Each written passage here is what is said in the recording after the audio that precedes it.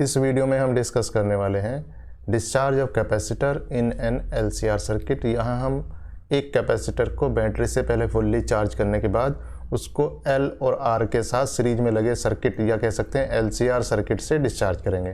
तो सबसे पहले हम किरचॉफ लॉ की हेल्प से उसकी डिफरेंशियल इक्वेशन को लिखेंगे, उसके बाद उसका सॉल्यूशन निकालेंगे। इस सॉल्यूशन में चार्ज एक टाइम का फंक्शन आएगा। वहाँ देखेंगे कि डिस्चार्ज किन कंडीशन में ऑक्सीलेटरी होगा, उस कंडीशन को निकालेंगे और जब वो ऑक्सीलेटरी होगा तो उसकी टाइम पीरियड या फ्रीक्वेंसी का एक्सप्रेशन निकालेंगे। तो चलिए शुरू करते हैं। अगर हम किसी कैपेसिटर को किसी बैटरी से कनेक्ट करके पूरा चार्ज कर दें और उसके बाद उसे इंडक्टर के थ्रू डिस्चार्ज करें तो ये सर्किट ऑक्सीलेटरी हो जाता है। और अगर उस सर्किट का रेजिस्टेंस 0 है तो ये इनफाइनाइट टाइम तक ऑक्सीलेट करता रहेगा। लेकिन अगर उसमें सीरीज में एक रेजिस्टेंस भी डाल दें या कह दें कि सर्किट LCR हो जाए तब वह डिस्चार्ज ऑक्सीलेटरी हो भी सकता है और ऑक्सीलेटरी नहीं भी हो सकता है। तो हम यहाँ उसी सर्किट का डिस्कस करेंगे और देखें किन कंडीशन में वो ऑक्सीलेटरी है या नहीं है। तो यहाँ क्या करेंगे, यहाँ हम एक कैपेसिटर लेंगे और इस कैपेसिटर को हम पहले क्या करेंगे, बैटरी से कनेक्ट करने के बाद उसे पहले पूरा चार्ज करेंगे। जब ये पूरा चार्ज हो जाएगा तब इसे यहाँ से हटा देंगे और यहाँ से हटाने के बाद इसे कनेक्ट करेंगे किससे, सीरीज में लगे R और L से। तो हम एक की कह सकते हैं कि की का 1 पॉइंट है, ये 2 है, ये की है, यहाँ ये रेजिस्टेंस है R, यहाँ ये इंडक्टर है L, यहाँ एक कैपेसिटर है C और एक बैटरी है जिसका EMF है E। तो हम क्या करेंगे, सबसे पहले हमने क्या किया, इसे चार्ज किया। चार्ज करने के बाद इसे की को यहाँ कनेक्ट कर दिया। तो यहाँ हम सिर्फ डिस्चार्ज का डिस्कशन करेंगे। तो जब हम इस कैपेसिटर को यहाँ कनेक्ट करेंगे तो इस सर्किट में करंट का फ्लो होगा। तो मान लेते हैं क्या कि जब कैपेसिटर फुल्ली चार्ज था तब उस पर चार्ज कितना आ गया था, Q0 था। और जैसे ही हमने यहाँ 2 पर कनेक्ट किया तो हमने वहाँ टाइम वहाँ से स्टार्ट किया। तो कह सकते हैं कि एट t=0 Q=Q0 और I=0। सर्किट में करंट अभी 0 है। और इसे कह सकते हैं कि t=t टाइम पर चार्ज कितना है, ये Q है और करंट की वैल्यू कितनी है, I हो जाती है। तो ये जो 3 सर्किट एलिमेंट हैं इन पर पहले हम पोटेंशियल की वैल्यू लिख देते हैं। क्या कहते हैं, पोटेंशियल डिफरेंस ऑन इंडक्टर, या कह सकते हैं इंड्यूस्ड EMF इन इंडक्टर। ये कितना हो जाएगा, LdI/dt। कैपेसिटर पे जो चार्ज है उस समय Q है और कैपेसिटेंस कितनी है, C है। तो ये ऑन कैपेसिटर, ये कितना हो जाएगा, Q/C। और ऑन रजिस्टर या रेजिस्टेंस, ये हो जाएगा IR। अब यहाँ हम किरचॉफ का वोल्टेज लॉ लगाएंगे और इसे इक्वेट करेंगे। तो किरचॉफ के लॉ से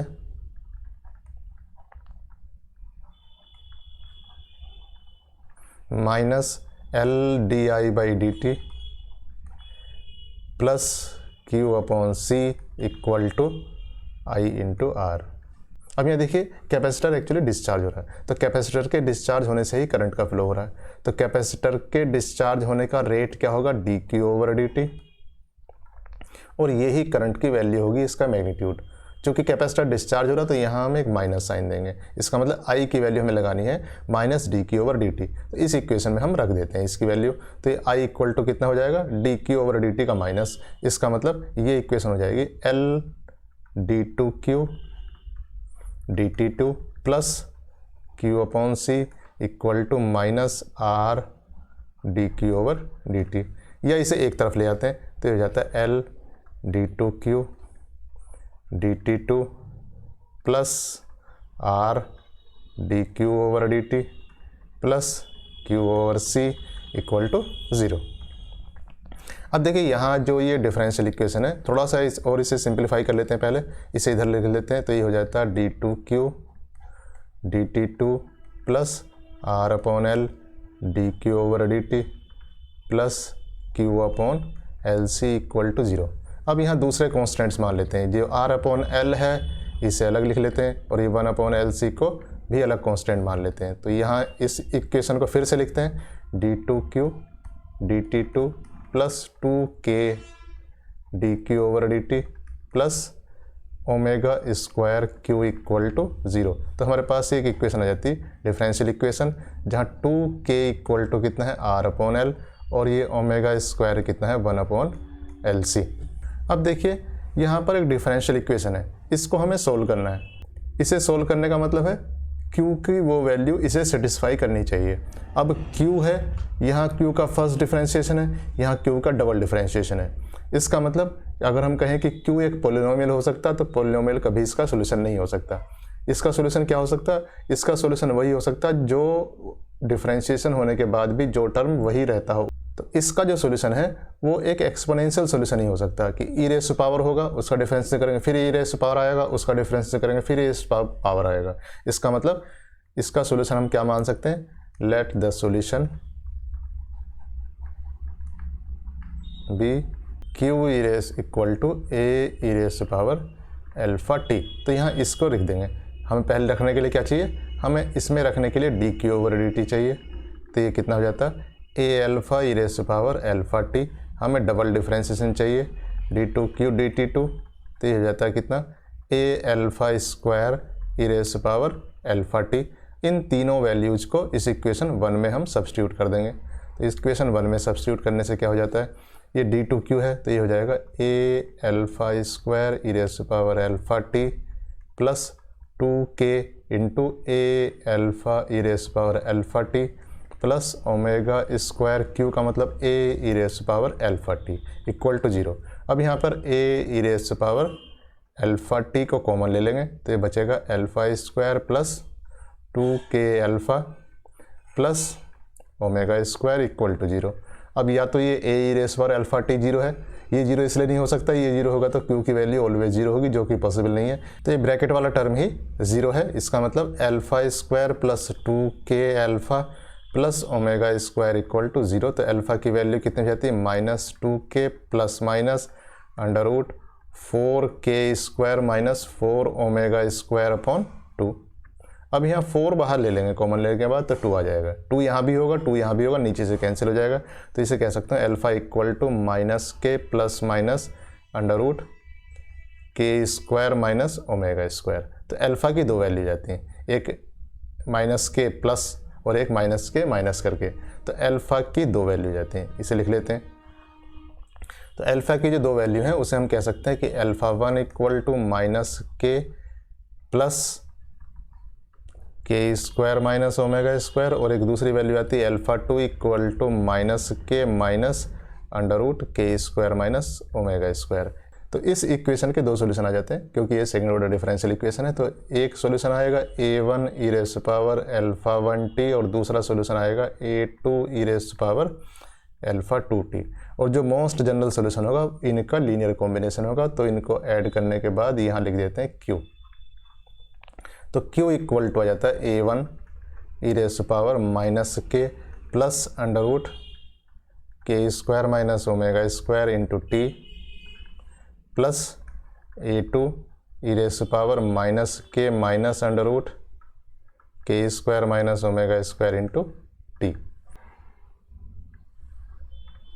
a1 और a2 जो कॉन्स्टेंट्स हैं इसकी वैल्यू हम बाउंड्री कंडीशन से निकालेंगे। बाउंड्री कंडीशन यहाँ इनिशियल कंडीशन लेंगे। तो इनिशियल कंडीशन क्या है कि t इक्वल टू 0 पर q इक्वल टू q0 है, इनिशियल चार्ज है। तो इसका मतलब ये हो जाएगा q0 इक्वल टू ये ई रेज़ टू पावर 0 मतलब 1, ई रेज़ टू पावर 0 मतलब 1। इसका मतलब ये हो जाएगा a1 प्लस a2। इसे भी इक्वेशन लिख लेते हैं, इक्वेशन 2। अब देखिए t इक्वल टू 0 पर करंट भी 0 है, i इक्वल टू 0 है। तो सबसे पहला काम है इसका डिफरेंशिएशन करने के बाद हम करंट निकालेंगे। तो इसका डिफरेंशिएशन करने के बाद करंट निकालते हैं। तो i इक्वल टू कितना हो जाता है? ये हो जाता है D Q over D T, current की वैल्यू। तो ये आ जाएगी a1 और जो एक्सपोनेंशियल वाली पार्ट है ये यहाँ आ जाएगा माइनस के plus under root K square minus omega square E raise to power minus के plus under root K square minus omega square into T plus a2 minus के minus under root K square minus omega square E raise to power minus के minus under root K square minus omega square into T. अब देखिए यहाँ पर क्या रखना हमें, t equal to 0 पर i इक्वल टू 0, तो i लेफ्ट साइड में है, ये 0 हो गया। t इक्वल टू 0 का मतलब e की पावर 0 1, e की पावर 0 1, क्या बचेगा a1 माइनस के plus under root K square minus omega square plus a2 minus के minus under root K square minus omega square. इसका मतलब ये हो जाएगा 0 इक्वल टू माइनस के, क्या हो जाएगा a1 plus a2 plus under root K square minus omega square, कितना a1 माइनस a2। अब a1 प्लस a2 हमें पता है कितना है, q0 है, तो उसकी वैल्यू हम यहाँ से रख देंगे, तो ये कितना हो जाएगा 0 इक्वल टू माइनस के q0 plus under root K square minus omega square a1 minus a2। तो a1 माइनस a2 की वैल्यू यहाँ से आ जाती है, a1 minus a2 equal to कितना हुआ के q0 अपॉन के स्क्वायर माइनस ओमेगा स्क्वायर का अंडर रूट। ये इक्वेशन 3 कह देते हैं। इक्वेशन 2 थी हमारे पास कितनी, इक्वेशन 2 थी a1 plus a2 equal to q0। अब इन इक्वेशन को ऐड कर देंगे तो क्या जाएगा 2a1, और इन इक्वेशन को सब्ट्रैक्ट करेंगे तो क्या जाएगा 2a2। तो हमारे पास क्या करते हैं 2a1, इन इक्वेशन को ऐड किया तो कितना आया, ये आया q0 प्लस के q0 अपॉन के स्क्वायर माइनस ओमेगा स्क्वायर, या ये कितना जाता है, ये आ जाता है q0 1 प्लस के upon under root K square minus omega square. तो यहाँ a1 आ जाता है,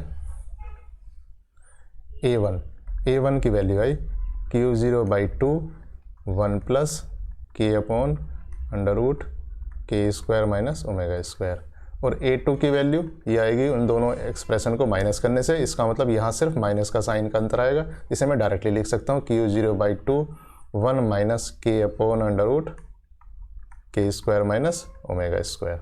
अब देखिए इन a1 a2 की वैल्यू रखने के बाद उस इक्वेशन को मैं फिर से लिख देता हूँ, तो ये चार्ज की इक्वेशन आ जाएगी, q इक्वल टू कितना आया a1 का मतलब q0 बाई 2 1 प्लस के upon under root K square minus omega square E raise to power alpha 1t, मतलब माइनस के plus under root K square minus omega square t plus फिर से q0 by 2, अब a2 लिखेंगे तो 1 minus के upon under root K square minus omega square E raise to power, इस बार क्या होगा अल्फा 2, मतलब माइनस के minus under root K square minus omega square into T.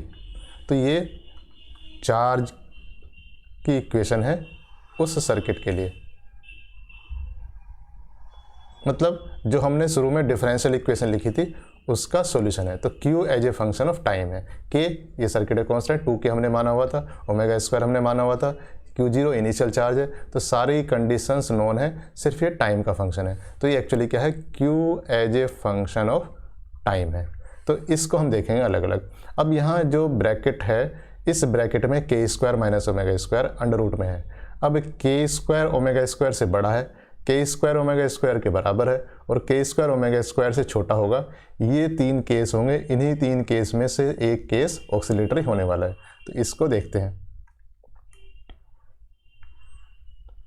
तो देखिए केस फर्स्ट क्या है, जब के square greater than omega square है। इसका मतलब क्या है, हमने क्या माना था, 2k को माना था r अपॉन एल, इसका मतलब k कितना है r अपॉन 2l। तो यह r अपॉन 2l का स्क्वायर जब बड़ा है, ओमेगा स्क्वायर को माना था कितना 1 अपॉन एल सी से, या r को लिख दें तो r स्क्वायर कितना होगा, बड़ा होगा कितना 4l square upon L C, और ये कितना है, ये l से एक l कैंसिल हो जाएगा और ये हो जाता है कितना 4l अपॉन सी, या कह सकता हूँ r ग्रेटर देन कितना 2 अंडर रूट l अपॉन सी।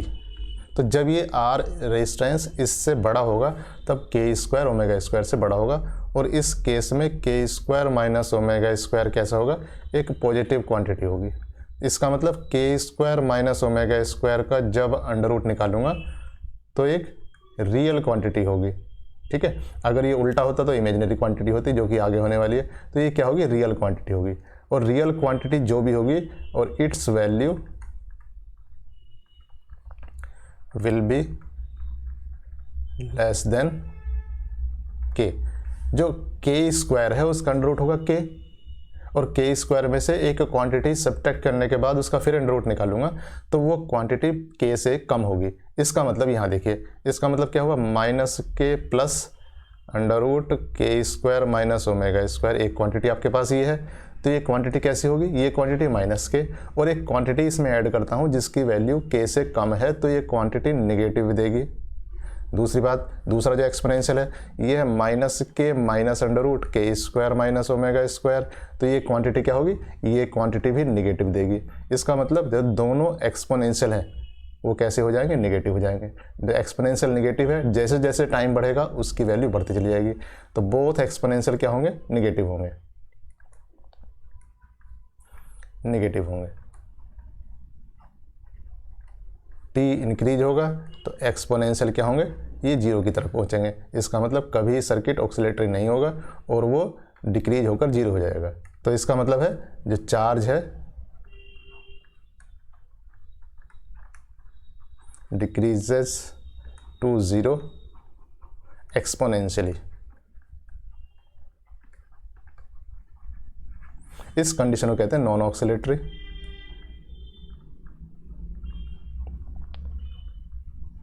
या डेड बीट। तो ये कंडीशन हुई नॉन ऑक्सीलेटरी कंडीशन हुई, या इस कंडीशन को डेड बीट कहते हैं। कब ये कंडीशन होगी, जब आर की वैल्यू कितनी है, आर की वैल्यू है greater than twice under root 1/L/C। Case 2 लेते हैं, तो ये था हमारा केस 1। अब केस 2 लेते हैं, अभी केस 2 लेते हैं। केस 2 क्या है, केस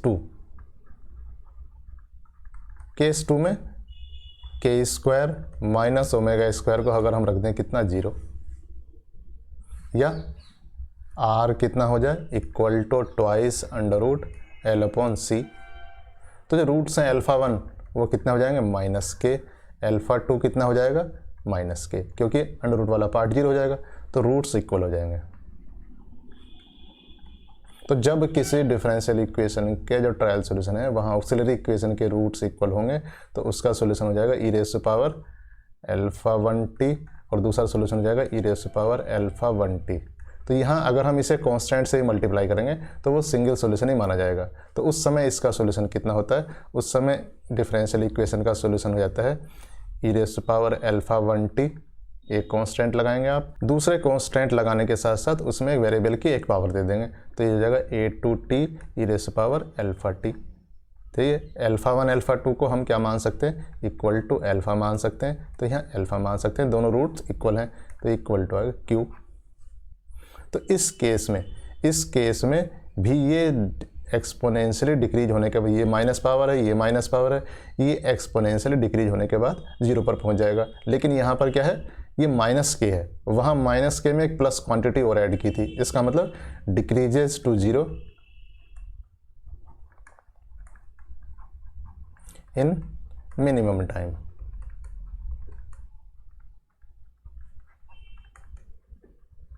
और इसका नाम है क्रिटिकल डैम्पिंग।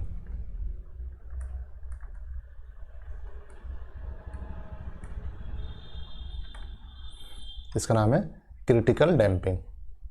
तीसरा केस लेते हैं, तो ये दूसरा केस हुआ था, ये कब था, जब r इक्वल टू 2/L/C। अब लेते हैं तीसरा केस,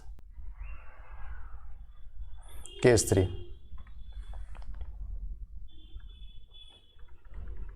थर्ड केस क्या है, जो अंडर रूट वाला टर्म है वो नेगेटिव है, मतलब K square minus omega square की वैल्यू लेस देन जीरो है, या आर की value less than twice under root L/C है। तो ये के स्क्वायर माइनस ओमेगा स्क्वायर क्या होगा, लेस देन जीरो होगा, और इसका जो अंडर रूट निकालेंगे फिर इसका मतलब K square minus omega square जो होगा वो एक इमेजिनरी क्वांटिटी होगा। या कह सकते हैं कैसा होगा, ये एक इमेजिनरी क्वांटिटी होगा, इसे जे बीटा लिख सकते हैं, या हम इसे इस ढंग से भी कह सकते हैं कि ओमेगा स्क्वायर माइनस के स्क्वायर कैसे होगा, ये पॉजिटिव क्वांटिटी होगा। तो इसका रूट निकल सकता है आराम से, किसका, ओमेगा स्क्वायर माइनस के स्क्वायर को हम क्या लिख देते हैं, बीटा लिख देते हैं। और अगर हम क्या करें, अंडर रूट -1 से इधर मल्टीप्लाई करें, अंडर रूट -1 से इधर मल्टीप्लाई करें, तो अंडर रूट -1 से मल्टीप्लाई कर देते हैं, ओमेगा स्क्वायर माइनस के square equal to under root -1 beta. तो अंडर रूट -1 होता है आई एक्चुअली हम यहाँ नहीं लिख रहे, आई जो है यहाँ पर करंट के लिए यूज कर रहे हैं, इसलिए हम दूसरा टर्म यूज करते हैं जे एक्चुअली क्या है, यहाँ पर जे भी अंडर रूट -1 ही है, तो ये जे बीटा हो जाएगा। अंडर रूट -1 से मल्टीप्लाई करेंगे तो अंदर के जो साइन है वो उल्टे हो जाएंगे, तो ये हो जाएगा के स्क्वायर माइनस ओमेगा स्क्वायर। अब देखिए ये जो चीज़ हमने यहाँ कही थी और ये सेम ही है, तो हम यहाँ क्या रखेंगे, के स्क्वायर माइनस ओमेगा स्क्वायर को जे बीटा, या ओमेगा स्क्वायर माइनस के स्क्वायर को अंडर रूट करके बीटा रखेंगे, या इसे भी कह सकते हैं कि ओमेगा स्क्वायर माइनस के square equal to beta square. जहाँ भी जरूरत होगी इनको हम लगा सकते हैं। तो ऐसे करने के बाद हमारे पास क्या क्या चीज़ें आएंगी, हमारे पास देखिए हमने क्या क्या निकाला था, हमने Q का एक्सप्रेशन निकाला था, तो हम Q के एक्सप्रेशन में ये रख देंगे। तो अभी ऊपर जो Q का एक्सप्रेशन निकाला था उसे हम फिर से लिख लेते हैं ताकि उसमें ये वैल्यू पुट कर सकें। तो Q का एक्सप्रेशन था, Q था हमारा Q0/2 1 प्लस के upon under root K square minus omega square E raise to power minus के plus under root K square minus omega square into T plus Q0/2 1 minus के upon under root K square minus omega square E raise to power minus के minus under root K square minus omega square into T. अब इसमें हम value substitute करेंगे, जो K square minus omega square का under root को हमने क्या लिखा हुआ, हमें लिखा हुआ जे बीटा। तो इसमें अगर हम जे बीटा रख दें तो एक Q की वैल्यू कितनी हो जाएगी, ये हो जाएगी Q0/2 1 प्लस के upon j beta e raise to power minus के plus j beta into T plus Q0/2 1 minus के upon j beta e raise to power minus के minus j beta into T. तो ये Q का expression हो जाता है। अब हम क्या करेंगे, जो ई रेज़ पर माइनस के टी से बाहर ले लेंगे, तो ये हो जाता है कितना, Q0/2 e raise to power minus के टी, और बाकी टर्म्स को खोल देंगे। तो बाकी term e raise to power J beta T है, इससे मल्टीप्लाई करेंगे तो e raise to power J beta T, इसके साथ ये मल्टीप्लाई करेंगे तो ये आ जाएगा k upon j beta e raise to power J beta t. यहाँ पर ई रेज़ पर माइनस जे बीटा टी है, तो हो जाएगा ई रेज़ पर माइनस जे बीटा टी। तो यहाँ पर है e raise power minus j beta T, इसके साथ मल्टीप्लाई करेंगे तो आ जाएगा माइनस के upon j beta e raise power minus j beta t. अब इसमें अलग अलग कंबाइन कर लेंगे, इसके साथ इसे कंबाइन करेंगे और इसके साथ इसे कंबाइन करेंगे। तो यहाँ देखते हैं कंबाइन करने के बाद कितना हो जाता है। तो कंबाइन करने के बाद हो जाता है, ये हो जाएगा इक्वल टू Q0, 2 भी अंदर ले जाएंगे, e raise to power minus k into T. तो इसके साथ कंबाइन करेंगे तो हो जाएगा e raise to power J beta T plus e raise to power minus j beta t upon 2। यहाँ हो जाता है कितना, प्लस के upon beta e raise to power J beta t minus e raise to power minus j beta t upon j था यहाँ पर और बाहर से 2 आया था तो 2j हो जाएगा। अब देखिए ये एक्चुअली क्या है, ये कॉस बीटा टी है और ये इतना हिस्सा क्या है, साइन बीटा टी है। तो ये हो जाता है Q0 e raise to power minus के टी, ये हो जाता है कॉस बीटा टी प्लस के upon beta sine beta T. तो इसे आगे सोल्व करने से पहले हम के अपॉन बीटा को मान लेते हैं। तो हम क्या मानते हैं, के अपॉन बीटा को मान लेते हैं हम टेन थीटा। यहाँ एक वैल्यू लिखते हैं थीटा, ये के है, ये बीटा है, तो ये हो जाएगा टेन थीटा इक्वल टू के अपॉन बीटा। और इसमें जो ये हाइपोटेनस है ये हो जाएगा beta square plus K square. और यहाँ पर हमारे पास क्या था, हमारे पास था ओमेगा स्क्वायर माइनस के square equal to beta square. इसका मतलब omega square equal to beta square plus K square, इसका मतलब ये ओमेगा हो जाता है। इससे फिर जब ओमेगा हो जाता है तो हमारे पास कॉस थीटा भी आ जाएगा और हमारे पास साइन थीटा भी आ जाएगा। कॉस थीटा कितना आएगा, बीटा अपॉन ओमेगा, और साइन थीटा कितना आ जाएगा, साइन थीटा आ जाएगा के अपॉन ओमेगा। तो जहाँ जिसकी ज़रूरत पड़ेगी वो वहाँ लगा देंगे। तो यहाँ हमने क्या लिखा, Q0 e raise to power minus के t cos beta T plus tan theta sine beta t. Tan theta कितना हो जाएगा, sine theta upon cos theta, cos theta common लेंगे तो यहाँ आ जाएगा और ये बाहर आ जाएगा, तो यह आ जाएगा Q zero e raise to power minus के t one upon cos theta cos beta t cos theta plus sine beta t sine theta. तो cos A cos B plus sine A sine B हो जाएगा। One upon cos theta है तो cos theta कितना था, beta upon omega, तो ये हो जाएगा ओमेगा अपॉन बीटा। इसका मतलब ये आ जाती है value Q zero omega upon beta e raise power minus के t cos beta t minus theta.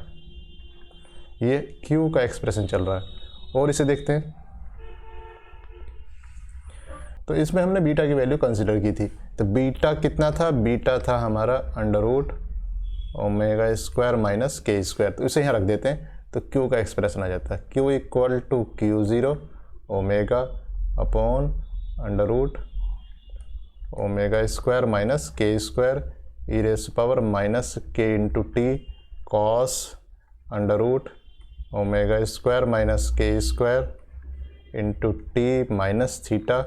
ये एक्सप्रेशन आ जाता है किसका, ये चार्ज का एक्सप्रेशन है जब सर्किट को हम एल और सी के थ्रू डिस्चार्ज करेंगे। इसमें देखिए, इसमें दो पार्ट हैं, एक पार्ट है ये पहला वाला पार्ट, इसे हम कह सकते हैं उसका एम्पलीट्यूड, और दूसरा जो पार्ट है ये कॉस में है। दूसरा पार्ट एक्चुअली ऑक्सीलेटरी है। ऑक्सीलेटरी क्यों कह सकते हैं आप, जैसे जैसे टी की वैल्यू बढ़ाएंगे इसमें इतना हिस्सा इसका एंगल है या इसका फेस है, जैसे जैसे ये वैल्यू बढ़ेगी इसकी वैल्यू मैक्सिमम 1 जाएगी, फिर ये वैल्यू घटकर 0 होगी, -1 तक जाएगी, फिर 0 होगी, फिर 1 तक जाएगी, तो -1 और +1 के बीच में इसकी वैल्यू होगी, तो इसकी वैल्यू क्या होगी, -1 टू +1 होगी। इसका मतलब जैसे जैसे टी की वैल्यू बढ़ेगी इसकी वैल्यू बढ़ेगी घटेगी और आपके पास यही रह जाएगा। तो इसका मतलब यहाँ देखिए ये एम्पलीट्यूड है, तो ये एम्पलीट्यूड भी टाइम का फंक्शन है, ये एम्पलीट्यूड भी धीरे धीरे घटेगा। लेकिन आप कह सकते हैं कि सर्किट कैसा है, ऑक्सीलेटरी है, बट उसका एम्पलीट्यूड धीरे धीरे घटेगा और ई रेज़ पावर माइनस के टी होने की वजह से वो धीरे धीरे 0 हो जाएगा। तो इन तीनों केसेस का ग्राफ खींचते हैं। तो यहाँ अगर हम इधर टाइम ले लें और इस तरफ हम क्या लें, चार्ज लें, तो यहाँ हम कह दें कि ये Q0 है, तो ये पहला वाला जो केस था ये तो ऐसे है कि, और दूसरा केस है कि मिनिमम टाइम में ये 0 हो रहा है, और तीसरा केस ये है कि ये सर्किट कैसा हो जाएगा, ये सर्किट ऑक्सीलेटरी हो जाएगा, बट इसका जो एम्पलीट्यूड है वो घटता हुआ 0 की तरफ पहुंच जाएगा, तो धीरे धीरे घटते घटते 0 हो जाएगा। तो इसे हम कह सकते हैं क्या कि ये केस 1 है, ये केस 2 है और ये केस 3 है। केस 3 कब है, जब R less than twice under root L upon C है और ये ऑक्सीलेटरी है। तो ये इक्वेशन कुछ इस तरीके से ही है कि y equal to a cos omega t plus five. यहाँ ओमेगा एक्चुअली क्या है, एंगुलर फ्रीक्वेंसी है।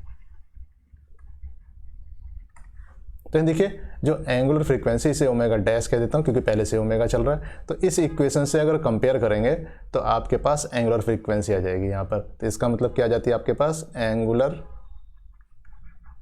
फ्रीक्वेंसी कितनी आ गई, एंगुलर फ्रीक्वेंसी ये आ जाती है under root omega square minus के square. Time period of oscillation,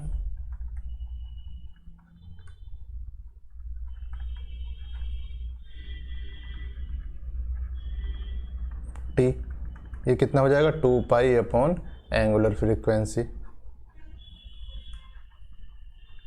2 pi upon under root omega square minus के स्क्वायर। ओमेगा स्क्वायर को भी हमने माना था क्या, ओमेगा स्क्वायर को माना था 1 अपॉन एल सी। 2k को हमने माना था कितना, r अपॉन एल।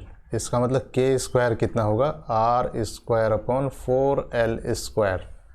तो ये t की वैल्यू यहाँ से आ जाती है कितनी, 2 पाई अंडर रूट